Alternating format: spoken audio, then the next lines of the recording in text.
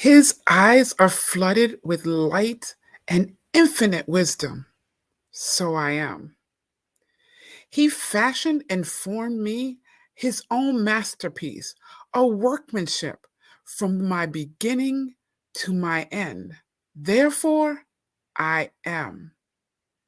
He spoke, and the galaxies remain a magnificent miracle, sign, and wonder. So I can. I invite you over the next few minutes to lean in and not only lean in, but embrace and consider your purpose, our purpose, from this majestic perspective, the perspective of the eternal hope that has been given to us from a greater one than any of ourselves, individually or collectively. When I consider that I had nothing to do with my coming, my becoming, my existence, yet I've been given the skills, gifts, talents, and experiences that shape who I am and shape who I can influence, then it gives me a greater sense of peace, a greater sense of hope, a greater sense of strength than relying on myself. And I guarantee that if you lean in over these next few moments, the weight that you carry from a leadership perspective will become less of a weight, and you will become a weight, a glorious weight in your sphere of influence, as you show up not in your own strength, but in the strength who created you, in the strength of why you've been created, in the strength of why you come, why you've come, why you've existed. And when we let that go, that being, carrying that weight of thinking, I've got to make this happen, I've got to do it all, I have to perform in my own strength and recognize that there's been a path already created for you. There have been plans already made for you. And all we have to do is to lean into the one who has created us and made those plans, that workmanship, that masterpiece, the master of the masterpiece. Then the weight becomes less and we become weighty, a glorious weight, showing up in this world, this dispensation, this time when the world needs us most to show up in all who we've been created to be. When I think about promoting spirituality business, when I think about Zen leadership, I think about the fact that I have been fashioned, made in the image of God, and therefore I am. And I've been given the power and authority to be who He's created me to be. And in doing so, everywhere my foot steps, everything that I put my hands to, as long as I understand that what I've been assigned to do, who I am, is bigger than who I am individually, but it's the power in me that's making me the greater one because I'm tapped into the greater one, then there's nothing that I cannot accomplish. And there is hope, not only for myself, but for those who are in and around me, those who I influence, those who I've been given to impact, to make a positive difference. Now, this wasn't always my story. And that's why I believe promoting spirituality is so important. Because if we don't understand our own identity and who we are and whose we are, and that this physical flesh and bones that you see sitting in front of you, until I understood that I am not the beginning, middle, and end of my identity, but my identity has been far greater defined by the greater one, then it takes the pressure off. I didn't always know that. So I was literally trying to make things happen on my own. And that was even just recently. I would say just a few years ago, not too long ago. It's not something that I realized in my youth or even in my um, early adulthood or early working into corporate. It was something that I had to realize. Now, what happened was there was a confidence that I had in my earlier existence that was really self-confidence, self-righteousness. And so I thought I could work this for myself. I thought I could do it on my own. I thought Yvette was really making it happen or could make it happen. But I entered into an environment, corporate America, and realized that all that confidence was being depleted and pulled away because that environment was assimilating me to who they wanted me to be. And that could only happen because I didn't know clearly, without a shadow of a doubt, who I was and was, whose I am, and what I was packing. I didn't. And that spirituality and unawareness is something that we all need to come to grips with. That's why I'm saying if you lean into these few moments that I'm sharing as a leader, the weight that you carry, because I was pushing, I was grinding, I was driving, I was taking on all this responsibility that really wasn't mine to take. I was taking on other people's roles and responsibility because I thought Yvette had to make it happen. I thought it was my call. I thought it was what I was supposed to do as a leader. And there were plenty of people around me, can I tell you, that was willing to let me do it. And it wasn't until I moved on that people would come to me and say, you were working so hard, we thought you were going to kill yourself. And I stepped back and I was like, if you thought that, why wouldn't you say anything? But I walked away understanding that people will let you carry the weight. They will let you carry all of it because they don't understand. And they see you as the leader and they think you're supposed to do it all. And as leaders, we agree through our actions, through our behaviors. And this is where I invite many leaders to invite others in their space to the table, not only so you can relieve yourself of the weight, but because you've invited others into your space to collaborate. You invited them with their experiences, with their knowledge, with their core values, with their obligations, with all that their growth that they want, with their values. You've invited them by hiring them.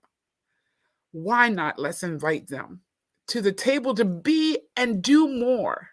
Have a voice in more than what the role that you offered them today. And that's not putting more on people than what you're compensating them for or things like that. But it is inviting people to participate more fully, authentically in the outcome that you're expecting. The key objectives, the key performing indicators that you've established, how can you empower those around you to participate? That only comes from a leadership perspective, and you're only free to do that once you recognize who you are, and you're therefore not threatened around by the people around you. You recognize and understand who is operating on the inside of you, and that what you've been called to do, this even this very assignment, though we think about it as work and careers, it is really bigger than that. It is a spiritual force that has allowed you to be in this space and this time at this time, so that you can accomplish, you can grow, you can shed some things that you need to shed. You can mature in some spaces that you need to mature, because that's what we do when we experience all these things that we experience in the workplace, in ministry, in community, in our families. When we go through every situation and circumstances, it either makes us bitter or it makes us better, but that's our choice. But understand, either way, there's a spiritual force that's pulling us in those directions. And we have a choice. We have a choice to assume positive intent and go that flow, or let it cripple us, eat away at our being, eat away at our psyche, redefine us, because we won't take the time. We won't take the time to come up out, recognize who we are, own it, take the responsibility for it, and build it out and see where it's going to go. Our jobs as those masterpieces, that workmanship of the Creator, who said, I'm making you in our image, in the image and likeness of God, our Father. I'm making you in the image and the likeness of His Son and the Holy Spirit. I'm making you in that image to be fruitful, multiply, subdue, and dominate within the sphere of influence that you've been given. When we recognize that it's a bigger thing than just me having a career to retire from, then you won't let other people redefine you. And you will participate in the discovery of all of who you are, and what you're to accomplish. And great leaders do this through 6 steps. Through 6 steps. 1, creating vision, setting clear direction, being able to express, model, and reinforce where you know you and your group are supposed to go and grow. And you make sure that there's no altering of that, not without justification, not without deep consideration of how this aligns to everything that you know of at that time. It's about making informed decisions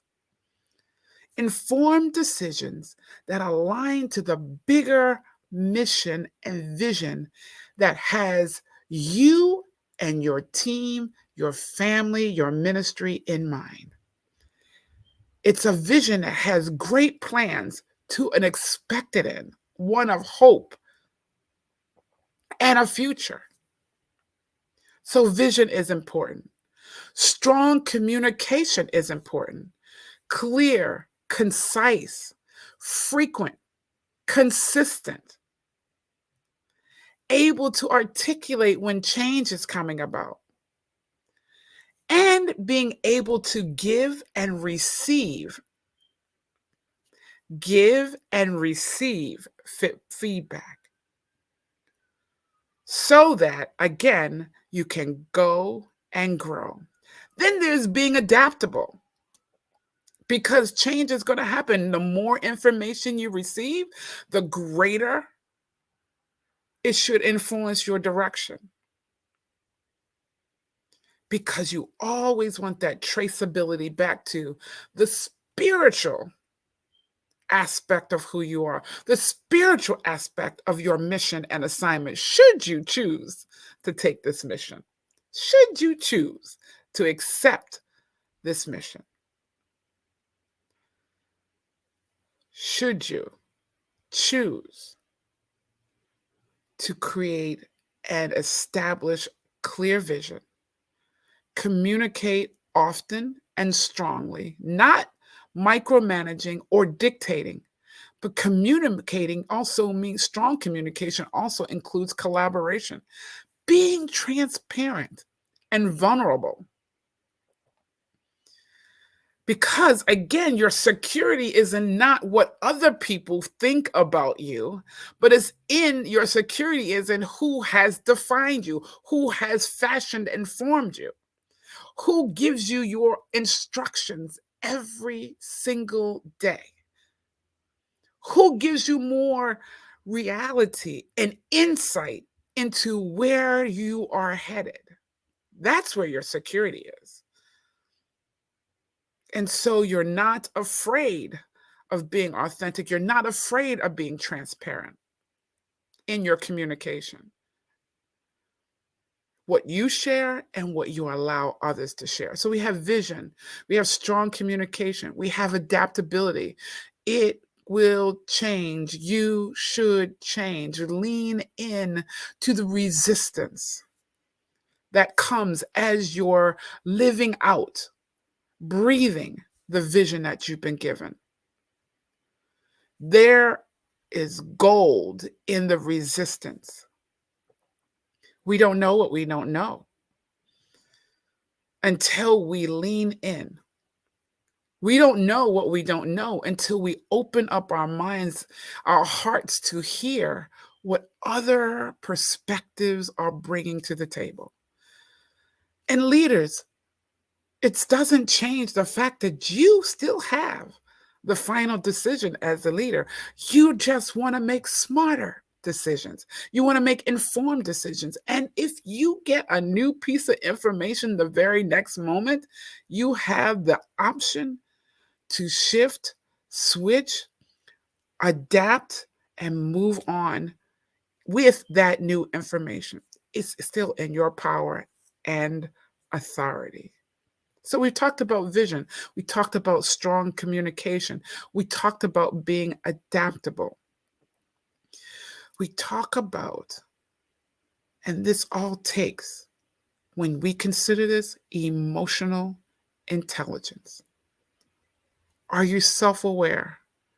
Do you know your blind spots? Are you open to people sharing so you can learn your blind spots? Or are you still okay with going blind? I cannot tell you how much I've learned about who Yvette is by allowing my teams to show me how I look through their eyes so that I could show up as a better leader. Every team I've had, I always let them know, you can count on me removing obstacles, giving you information that will help you accelerate, giving you opportunity to be able to grow, to be able to learn, to be able to exercise and stretch where you really want to stretch. You can trust me, just as I need to trust you in your roles. whatever that role is. In doing so, I'm setting the stage for them to be able to say to me, Yvette, this is how we see you. This is where we needed you, where you weren't there. Or this is where we are so glad you were in that space. This is where we're so glad, and this is why we're so glad you're our leader, because you created that safe place where we could have those difficult conversations.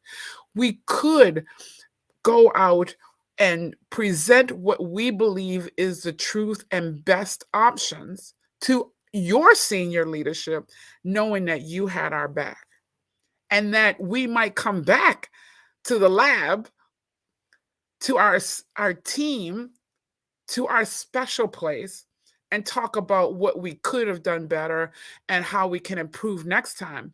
But we knew that no matter what, in front of other leadership, in front of other teams, you were going to have our back. Self-aware, and therefore self-management.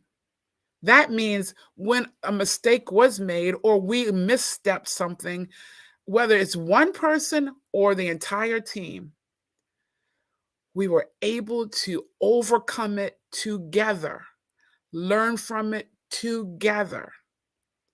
And that doesn't mean that individuals are not understanding and given the opportunity to learn from what has happened, but it does mean that no one was being thrown under the bus. No one was feeling left out on the plank, if you will, to be just shoved off. No, because that spiritual force that I talked about in the beginning recognize that I'm just not a masterpiece. I'm not just his workmanship, but every individual working with me is in the same status. Every individual working with me is a masterpiece, a workmanship fashioned and formed by the master. So when I accept those who are in my sphere of influence, then I see them as a gift and not a commodity.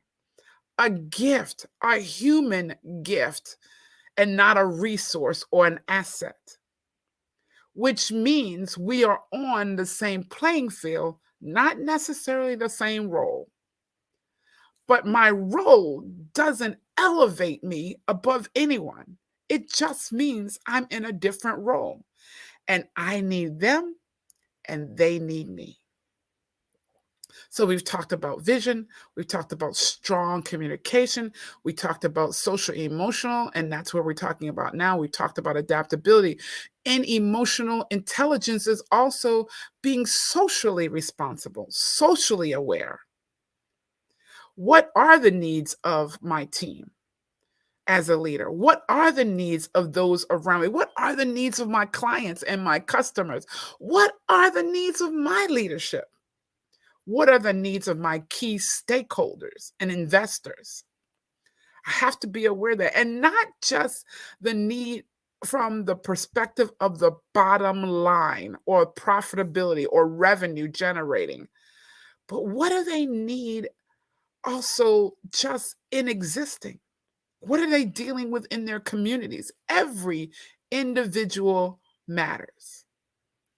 Every individual matters. Every individual matters. And understanding that, then I can come to the table becoming more socially aware and socially responsible. And then that last fifth piece that we don't often talk about when we talk about emotional intelligence is critical thinking. And all of these components, these 5 components, are happening in the moment. So the better the better we come fluid in emotional intelligence, the better it goes. And then we have inspiring. So we have vision, we have adaptability, we have communication, we have emotional intelligence, and we have inspiring others. And if we do those other four things, we will inspire others. Because can I tell you, they're always watching. There's always watching. And my desire is to aspire. I aspire to inspire others, to aspire to inspire others.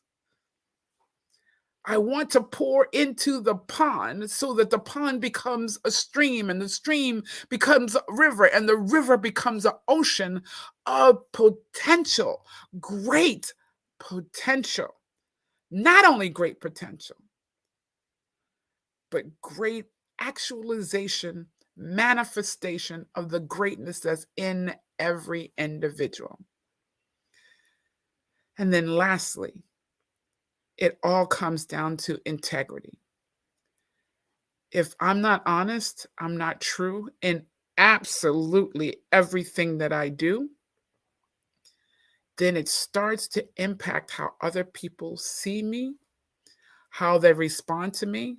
If they cannot trust me to do what's right, to be in the right place at the right time, doing what's right with the right people in the right way, then everything else I said crumbles. So I'm hoping that you see why it's important to see yourself far bigger and far beyond what you could ever accomplish on your own in this physical state, in this flesh and blood, skeleton, bones, joints.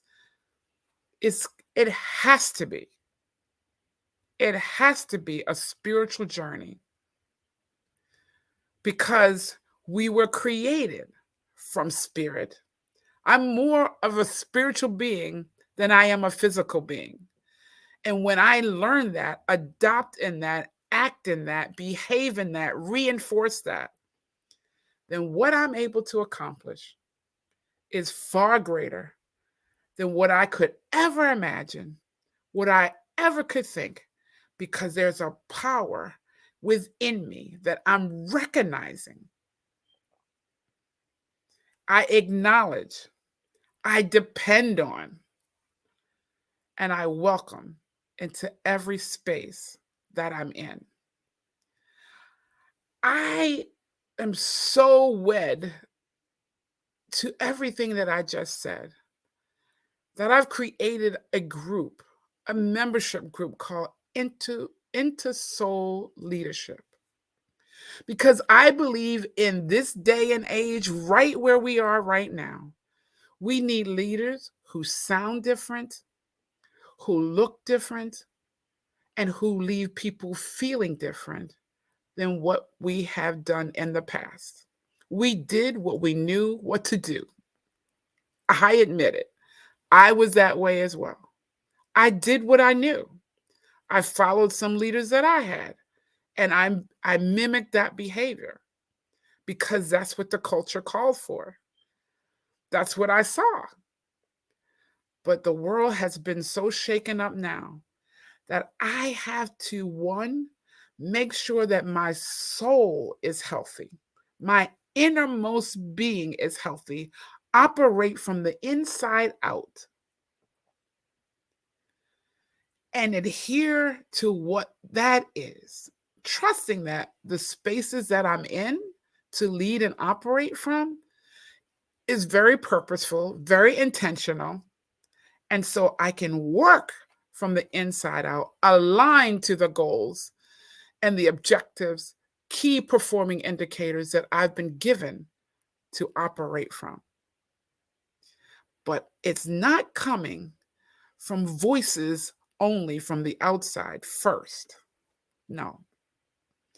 It's from a focused intentionality on what and who is inside of me, why I was created for now, why I went through all the experiences that I've been through, and what it is meaning to every future endeavor I have, every moment from this moment on.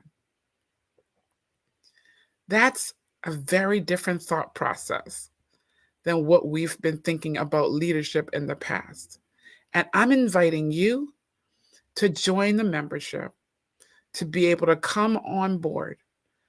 Let's create more momentum around this. It's my goal to influence and enhance and support 1 million leaders across the globe who are going to take their heart and their soul and continue to nurture it and continue to cleanse it and continue to make sure it is as healthy as possible. And I recognize that it is an ongoing objective, but it's less weighty, as I said in the beginning, when I understand that I am adhering to someone far greater than myself. And the plans have already been made. The plans have already been mapped out. It's just my obligation to discover them, participate in it, and then I become a weight, a glorious weight in fashioning and forming and shaping my today and tomorrow and the day and tomorrow for other people who are looking for hope, as opposed to carrying a weight that's not for me. If you really want to be a leader that's going to be effective and had greater influence, I invite you to join InterSoul Leadership Membership Group. And from now until December 21st, the membership is $97 a month. And from now until December 21st, it's just $75. Because we really believe we've got to go into 2024 running the race that has been put before us. You can join us and influence those around you in a far greater way that you ever have before. I want to thank Marianne for inviting me to be a part of this wonderful conversation. And I look forward to connecting with you and for you reaching out to me and becoming a member of this great movement. We have to consciously and intentionally raise the bar of what leaders look like, sound like, and how we leave people feeling, so they can do the same, so that the pond becomes a stream, the stream becomes a river, and the river flows into the ocean of leaders. Thank you again, and have a wonderful, wonderful day and a wonderful life, discovering all the greatness that's in you. I'm Yvette C. Owens, and it's been my pleasure to share my insights around spirituality business. Bye-bye now.